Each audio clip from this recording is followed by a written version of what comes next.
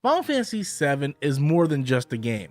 It's a very influential game, a game that really helped inspire the imagination of gamers and developers alike. Final Fantasy VII is more than just a pixelated video game. It's a game that transcends its genre, and many games have been influenced since.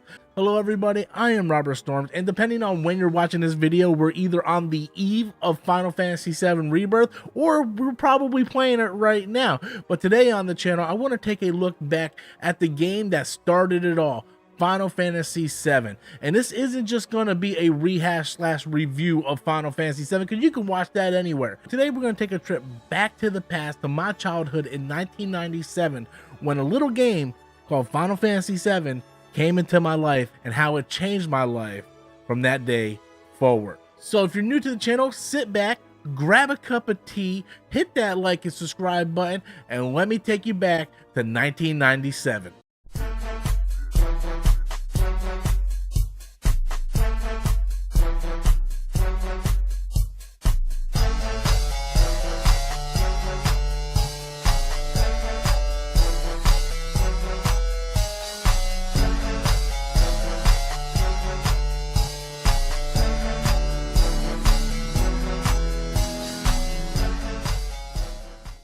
As I mentioned before, Final Fantasy VII was a huge part of my childhood, and in fact, it was actually the game that kind of, spiraled my addiction into Final Fantasy, which was really funny because prior to 1997, I never even heard of Final Fantasy. I had no idea what Final Fantasy even was until one summer in 1997, where my friend Brandon came down to visit his dad. His mom lived in Tennessee. He came down every summer, and he was my gaming buddy. Right, for years, every summer, I would go over and just spend the whole weekend at his house, and we would just game every single day and have sleepovers, playing all types of video games, going back from the Nintendo era all the way up into 1997, which was the PlayStation era. I remember like it was yesterday that his dad and him just arrived from Tennessee, and I waited until the day after so they could rest up, and I went over to their house just like I do all the time, and his dad let me in, and I went to the room, and he was laying in the bed, and he was playing this game on TV,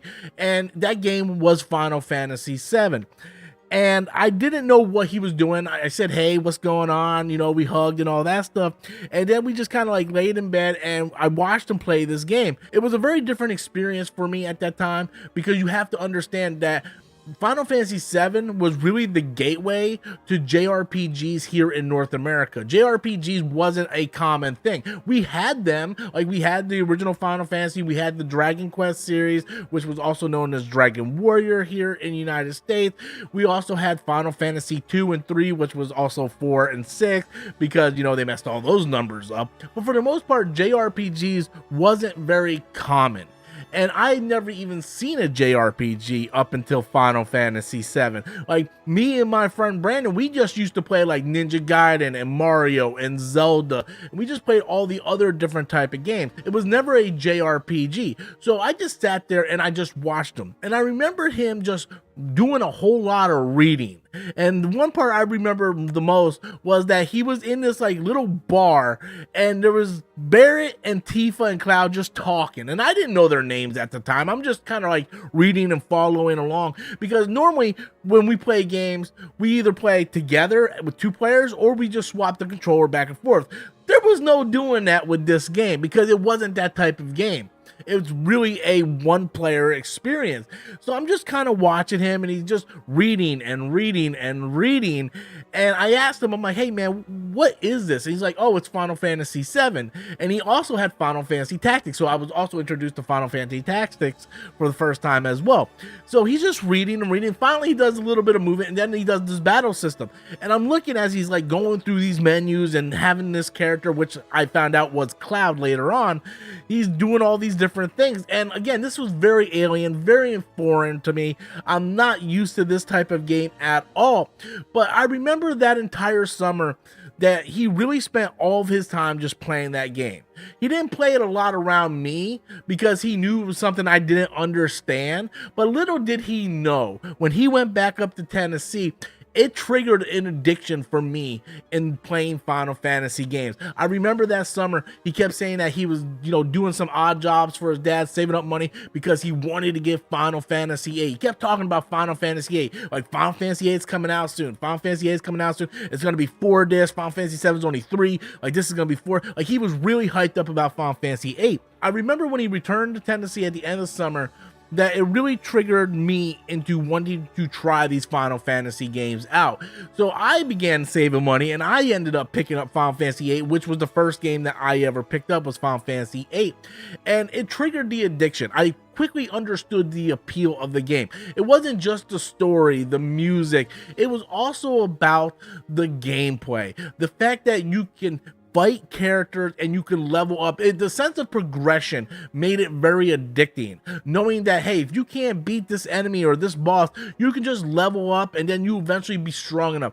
The fact that I can just build my character up and train and level grind and constantly see progression through the game, that was something that was unique. It instantly created an addiction to me, and I've been a fan of not only JRPGs, but more importantly, Final Fantasy ever since. I even tell Brendan all the time when I see him, I was just up there a few months ago to visit, like, you created a monster. Because of you, I am a massive Final Fantasy fan. I actually became like a Final Fantasy collector, trying to buy all the different versions, all the different ports, all the different copies for different consoles. And it's the one thing, whenever a new Final Fantasy game is coming out, I make sure that I have it day one and I play. And Final Fantasy just takes me on a different ride, emotionally and mentally. Like, it's an adventure, it's a journey. It's no different if you're reading a book or watching a movie. But in my mind, Final Fantasy, what it did was it really kind of made me be attached to the character, especially with something like Final Fantasy VII,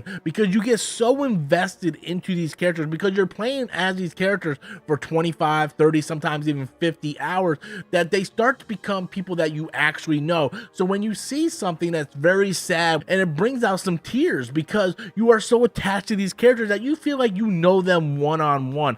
And that is something that I love more than anything about the Final Fantasy franchise.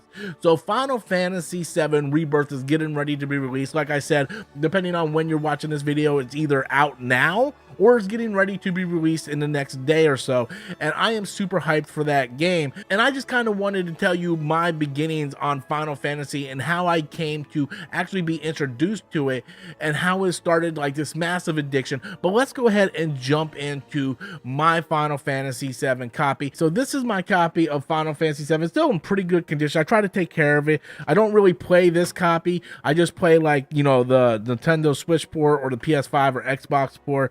And then, of course, Final Fantasy VII was so successful, it spinned off, Crisis Core on PSP, which took the story just to a whole nother level. And then you got the remake, and then it created all kinds of spin-offs. Final Fantasy VII was so influential that people just loved that world, and it created movies and remakes and spin-offs, and it's just a game that people just want to get lost in. And what makes the game so special is the characters themselves. You see Cloud and you fall in love with Aerith and Tifa and Barrett, even though he's sometimes a grumpy butthead, but when you learn about Barrett's backstory, and then you have the twist with Cloud and Zack, there's so much there. The music score is just absolutely magical, and just something about that game just makes you want to get lost in it. And like I said, it really created this addiction to me where I had to keep playing these Final Fantasy games as they came out. Not every Final Fantasy entry hit it out of the park. I was extremely disappointed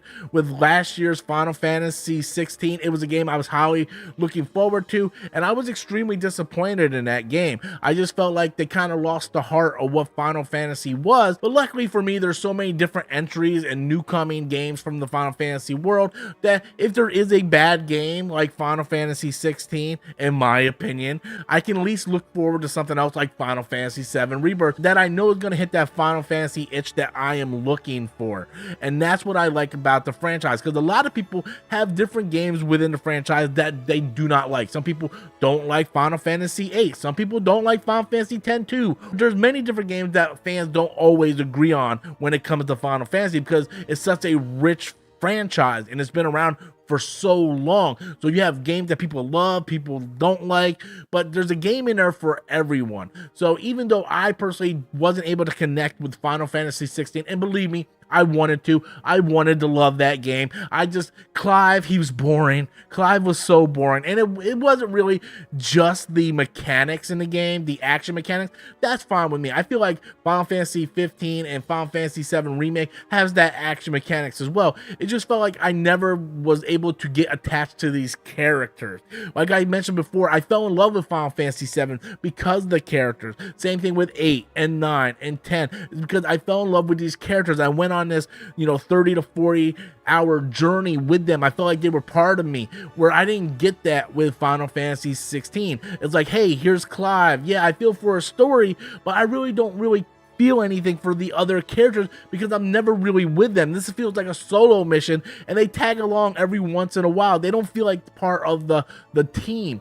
So when something happened to certain characters, I didn't feel it emotionally. It's a good action game, but as a Final Fantasy game, I think it just kind of fell flat.